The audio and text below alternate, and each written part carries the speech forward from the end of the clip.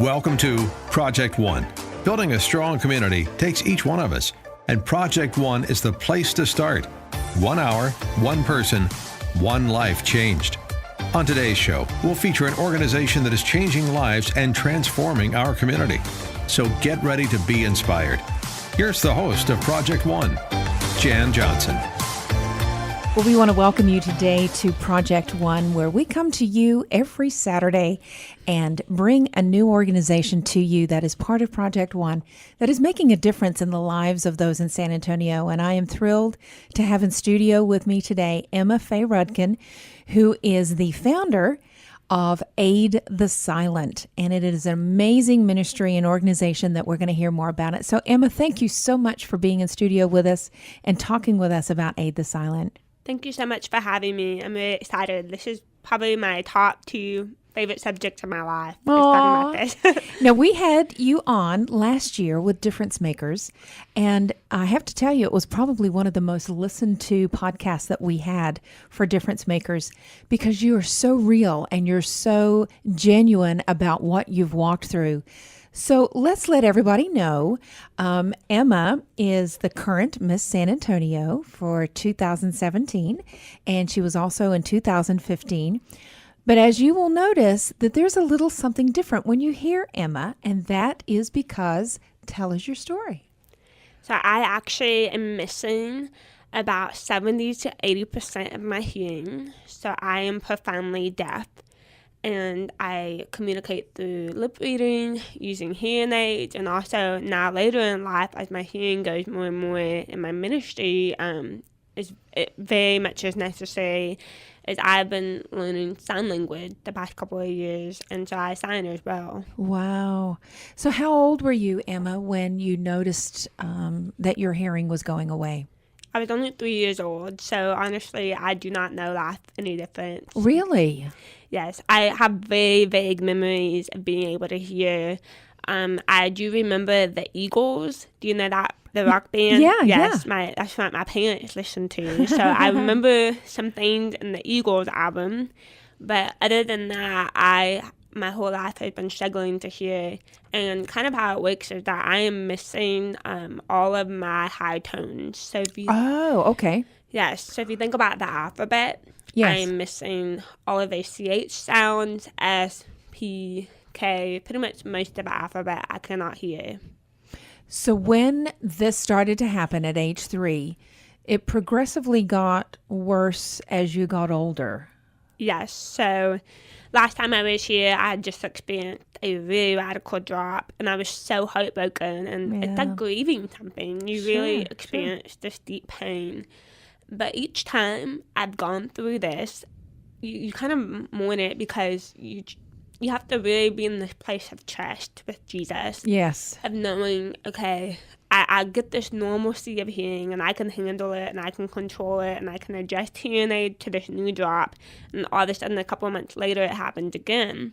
And it constantly... So it's a new normal every 2 to 3 months for you. Yes. And especially now, and no one knows why, but I live in this raw, dependent state upon Jesus all the time now, and I'm just trusting his plan for my life. Right. And seeing how he's going to use it. This last job I had happened, I believe, in March, and I was very devastated, but I heard from him very clearly, do not hide away in this, because that's my first human reaction. Sure. Is isolation. Well, and how to handle it. Mm-hmm. And I shut down, and I go off on the side in depression. And this time he was very clearly saying, don't do that. You're broken, allow yourself to hurt, but you need to carry that out into the open and to share that with people. And right after that was when you competed in the Miss Texas pageant, which I have to say, I was following your mom's Facebook pages and her posts, and you were stunning. Thank you so much. And your performances, I mean, if nobody knew, they would never know the struggle that you've been, but your sweetness and your genuineness that came through as I watched that in the pageant, knowing your history and knowing about you, you were glowing during that time. I'm so proud of you, Emma. Thank you so much. It was the whole week of competing. I definitely felt like I was striving, kind of Yeah. a little bit behind. And then that last final night, when you find out who makes top 15, top 10, and top 5, I kept asking him to help me be present and to truly live in the moment and joy. Yes. And that night, I felt this wash of peace, and I was so present. And when they would call my name each time for top 15, top 10, top 5, I could not hear it. So when you see my reaction, it's very genuine, because I had to watch for other people to see if I had made it. Oh, because you didn't have an interpreter there that was translating this for you. So I would look for my fellow contestants and see if I had made it. And Oh, so my goodness. it was very cool, because my reaction is, I'm surprised each time. Yeah. And yeah. there's just so much peace and knowing that he saw what was after, whether it was coming home or walking away with the crown. Right.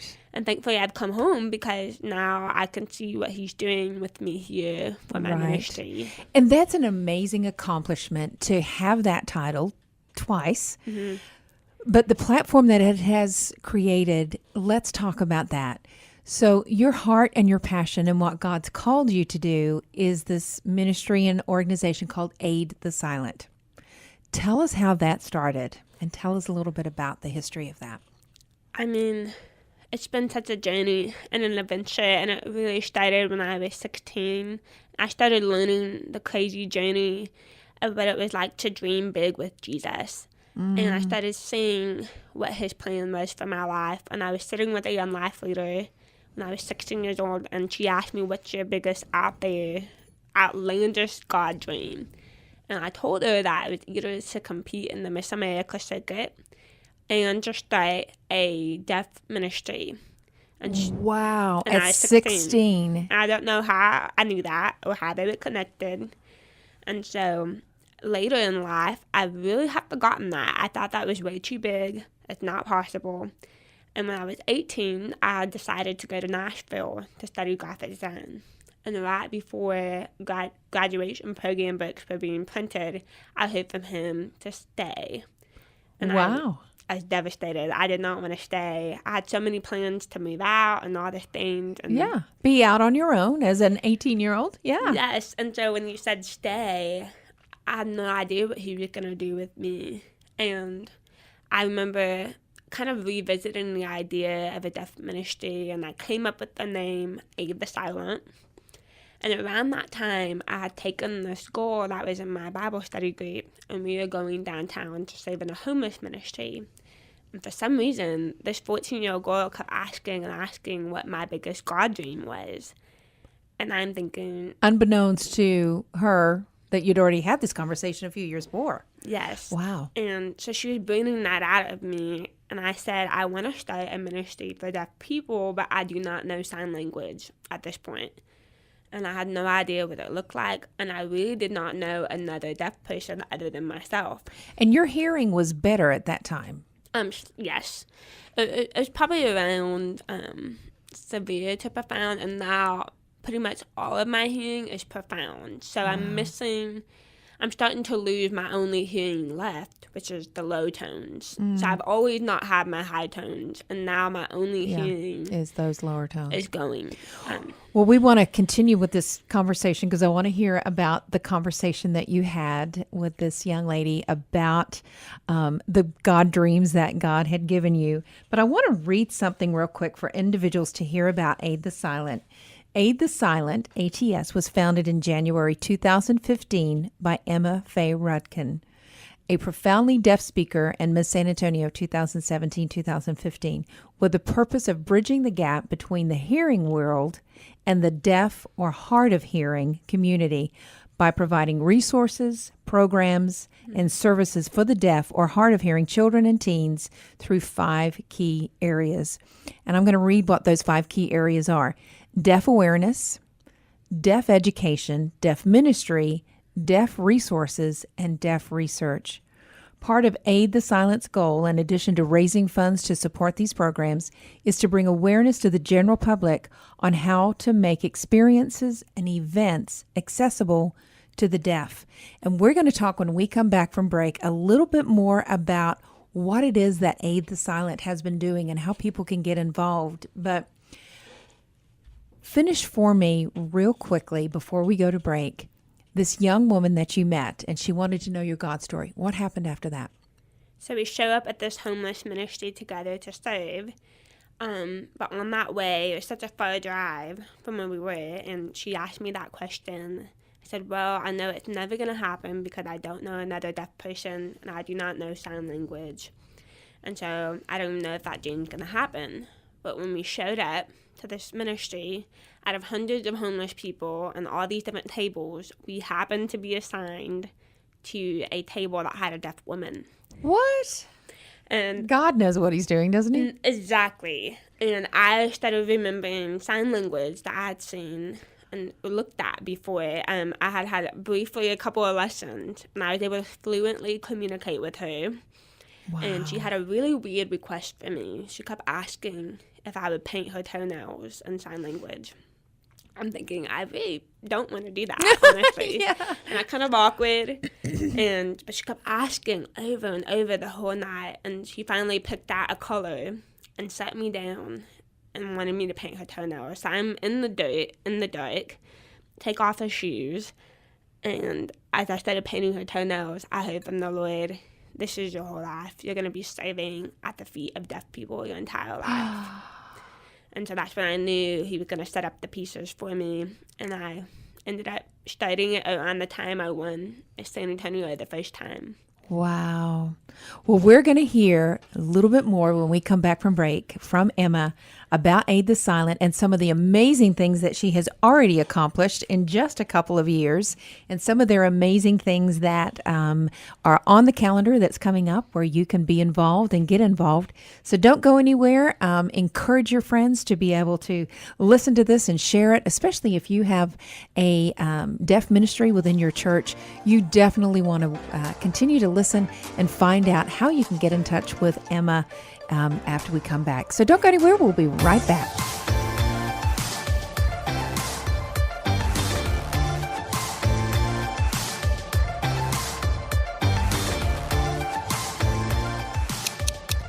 Kids in trouble by third grade, marked for long-term problems. Adults who can't read.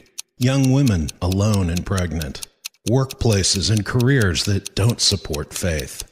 New Christians struggling to establish their faith. The need is everywhere. Introducing Project One, the mentoring initiative. One person, 1 hour, one life changed. Project One is a call for mentoring in San Antonio.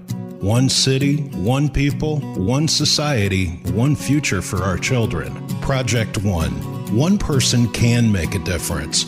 Just 1 hour per week will help mentor those who need it. That one person is you.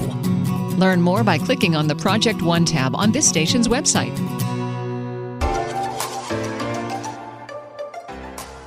We want to welcome you back to Project One, where we bring to you every week amazing organizations that are making a difference in the lives of those not only in San Antonio, but within our surrounding listening area and also beyond due to technology. And we just remind you that Project One is providing information for every individual to know that there is one person, 1 hour, and one life can be changed through these many organizations. And it's just an honor to have Emma Faye Rudkin, who is just a delight. I just learned so much and am so humbled by her genuineness in her heart for being here in studio today. And we're going to continue talking. But Emma, I read this earlier today, and I thought how this was so appropriate for you, but it says nobody can do everything. And we can't do everything, but everyone can do something. So I'm sure as you grew up with having the deafness and the loss of hearing in your life, you wondered what it was that was going to come from this. But God took it and said, no, you're going to do everything through this and be used by this. So talk to me about Aid the Silent. What made you start the organization, and what are some of the goals that you are accomplishing through that? I mean, the initialness of studying it was coming upon statistics that say 98% of the deaf do not have a relationship with Jesus. Now, That is- that's profound. Repeat that again, because that's Yeah. profound. 98% of the deaf do not have a personal relationship with Jesus, and they're the third largest unreached with the gospel. So really, this heart behind Atheist Silent is that we come in meeting a practical need.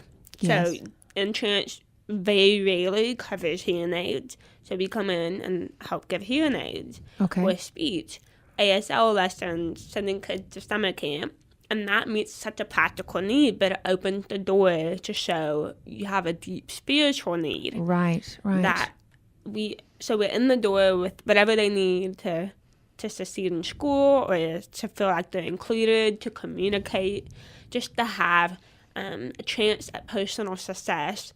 So once we're in that door with them, then it's saying, okay, that met one need, but you have a need that only one person, the person of Jesus, can meet. Yeah. And our events that we have through the organization, it is showing that you're included and you're a part of something bigger than yourself. Yeah. And it really shows the kingdom, because it taking two divided communities Yes. and bridging them together.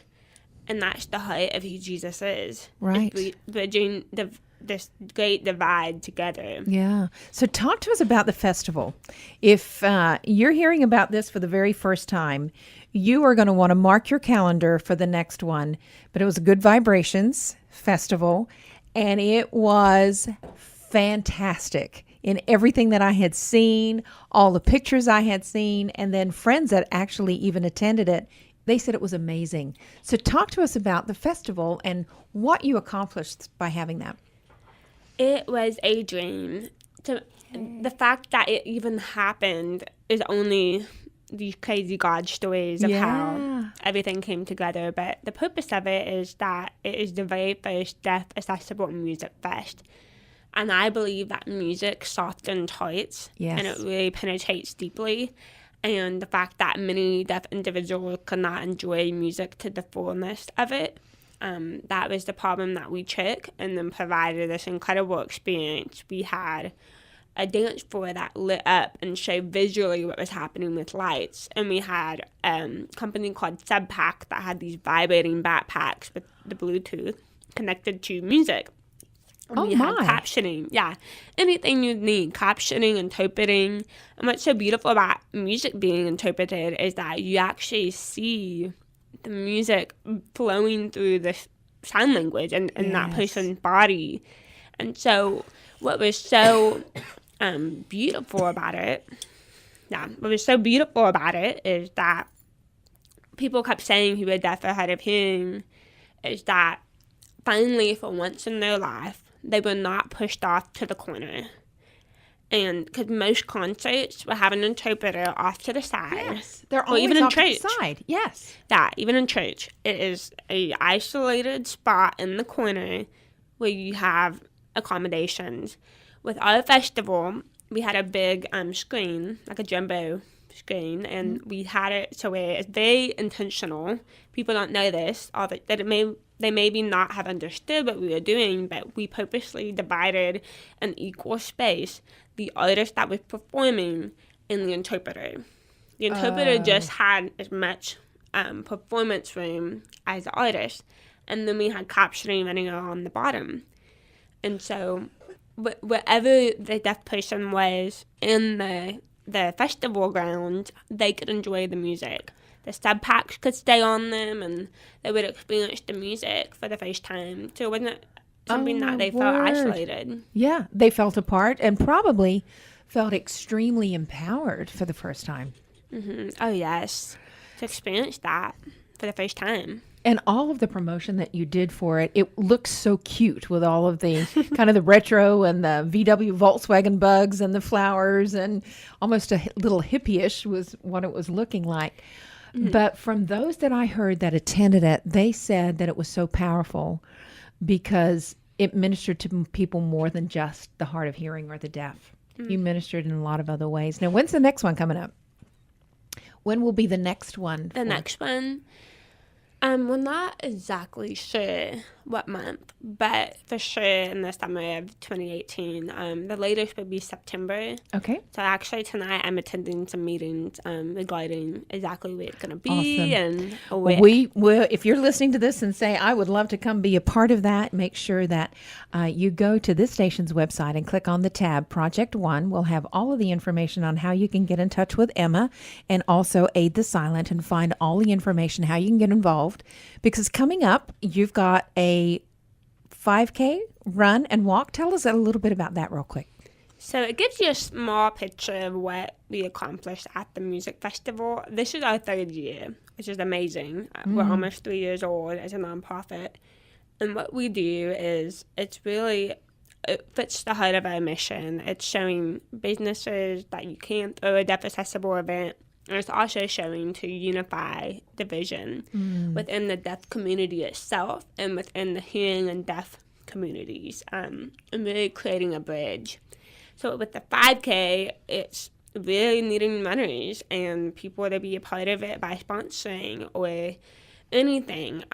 I believe that it's through your time, your treasure, and your talents. So Yes. wherever you fit in that journey with us, just come be a part of it. And it is October 7th October 7th. Okay. in Boone, Texas. Okay. And we will have all of that information also on our website. Yes. But I would strongly encourage our listeners that if this is kind of tugging at your heart, to definitely get involved with the organization and find out how you can get involved. Maybe you are proficient in ASL or sign language and you can get involved somehow in helping them. But definitely to get involved with the 5K run. Take your family out there. Get to be involved in this amazing event as well as the music festival. But I strongly encourage business owners that if you want to sponsor something and be a part of sponsoring an event like this, they are reaching individuals that you might not have the opportunity to reach. Those citizens of our San Antonio community that could benefit from your organization. So make sure that you reach out to Emma and the organization to see how you can get involved. You still have some sponsorships that are open? Yes. Good. So we would encourage you to do that. But also, if you know of an individual that could benefit from the ministry of Aid the Silent, your heart truly is that through this organization and I'm going to call it a ministry, you're wanting those that are hard of hearing or deaf to hear the gospel or know the gospel that Jesus loves them. Yes. And so I would strongly encourage our listeners that are listening to pray for you, that doors will be open, that you can be involved in, that you can go to, that doors could be open in churches where you have, they might have a deaf ministry, so that way you can bring more awareness. Because I think that's the biggest thing, wouldn't you? Yes, I think this is such a prevalent issue because people don't know. Right. And so I know my role in life is to tell people that this is the reality within the deaf community. Yeah. And finally making a group of people that have felt so alone in life finally feel like they're a part of something and a part of a family. And feel some sense of normality, really. Yes, just to see that there's people that care for them. I mean, that's something we all long for. And when we do that for them, they experience Jesus' love for them. Yes. And unconditionally. Yes, without strings attached. So Yeah. they just really receiving something like hearing aids or a scholarship for camp, and they're experiencing the hands-on love of Jesus. And I love this picture, being the hands and feet of Jesus. In this case, you're actually being the physical hands of Jesus by sign. If you think about sign language, Oh, my word. you see it. Yeah, yeah. So as we get ready to close, we've just got a couple seconds here before we have to close. What would be one thing that you would encourage our listeners about if they are in the community and interact with someone who is hard of hearing or deaf? What is something you'd encourage them with? To please connect your friends who are deaf and hard of hearing to the Aid of the Silent community, because it is a beautiful family. And people have not only, because our main mission is children and teenagers, Okay. but I've watched the lives of deaf adults, their hearts change as they rally and they get together behind the generation that is later, Yes. to know that they can make a difference. All the pain that they've experienced and the loneliness and the lack of education and the struggles with depression, they can really prevent that for the younger generation of deaf and hard of hearing people coming up. It has just been a delight, Emma, to have you in studio with us today. And we will encourage all of our listeners to go to this station's website, click on the tab Project One, and find out all of the information. There was an amazing music video that Emma put together for the music festival, and we're going to have that also on our website, because you're going to see how beautiful and how transparent she is with the love of the Lord and how He has just blessed us. So thank you for blessing us, and thank you for being with us today. Thank you so much.